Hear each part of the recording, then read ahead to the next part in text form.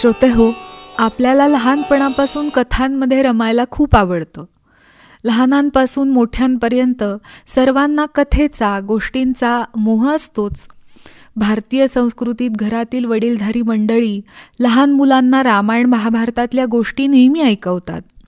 या पौराणिक ऐतिहासिक कथांमधून मानवी भावनांचं, आदर्शवादाचं, सत्वशीलतेचं, कर्तव्यपालनाचं इत्यादी संस्कार ओघानेच होतात. श्रीरामाची ओळख जरी दाशरथी राम किंवा कौसल्येचा राम म्हणून सुरुवातीला होत असली तरी साधकाच्या दृष्टीने हाच सीतापती राम, आत्माराम म्हणून सर्व प्राणीमात्रांच्या ठायी अखंड विराजमान आहे याचा साक्षात्कार होणं ही या ग्रंथश्रवणाची अथवा परमार्थाची खरी फलश्रुती आहे.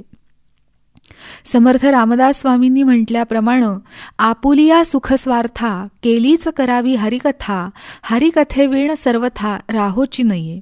या ओवीचा मतितार्थ या अनुषंगाने अभ्यासायला हवा. कथा कीर्तनांमधून, पुराण श्रवणामधून अथवा श्रीमद भागवत, रामायणासारख्या आध्यात्मिक ग्रंथांमधून भगवंताच्या त्याच ऐकलेल्या, वाचलेल्या कथा, सगुण लीला आपण वारंवार ऐकल्या, वाचल्या तरी पुन्हा प्रत्ययात देखील त्या नव्यानेच समजल्याचा आनंद खऱ्या साधकाला येतो. ऐकलेलीच कथा पुन्हा पुन्हा ऐकावी, तिचं चिंतन मनन करावं असं समर्थांचं सांगणं आहे.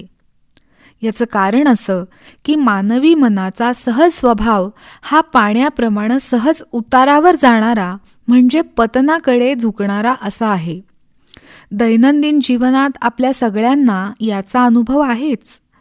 अगदी पारमार्थिक जनही संसाराच्या गप्पा गोष्टींमध्ये तासनतास किती सहज खर्च करतात, पण भगवंताच्या नामस्मरणासाठी हाती माळ घेतली तर 5-10 मिनिटंही एकाग्रतेने न कंटाळता नामस्मरण होत नाही.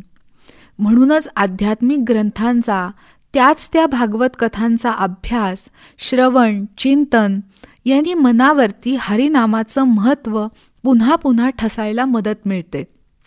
या कथांमुळं सर्वत्र बहिर्व्यापी असणारं मन थोडं अंतर्मुख होऊन राघवाचं चिंतन करू लागतं. जन्मोनजन्मी मनाला घडलेला विषयांचा संग सहज सुटत नाही. म्हणूनच संत आध्यात्मिक ग्रंथांची रचना करतात. याच न्यायाने गोस्वामी तुलसीदासांनी लिहिलेली ही रामकथा कलियुगामुळं निर्माण होणाऱ्या दोषांचा परिहार करणारी आहे.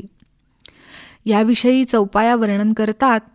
बुधा विश्राम सकल जनरंजनी, रामकथा कली कलुष विभंजनी, रामकथा कली पनंग भरनी, पुनि बिबेक पावक कहूँ अरनी, रामचरितमानस मुनि भावन, बिरेचिऊ शंभु सुह पावन, त्रिविध दोष दुख दारिद्र दावन, कली कुचाली कुली कलुषन सावन.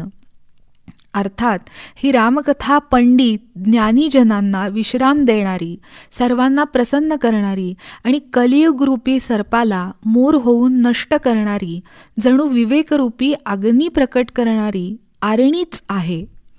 मुनिजनांना अत्यंत प्रिय असणारी ही शिवरचित कथा अनेक दोष, दुःख, दरिद्रता यांचा संहार करणारी पापनाशिनी पावन गंगाच आहे.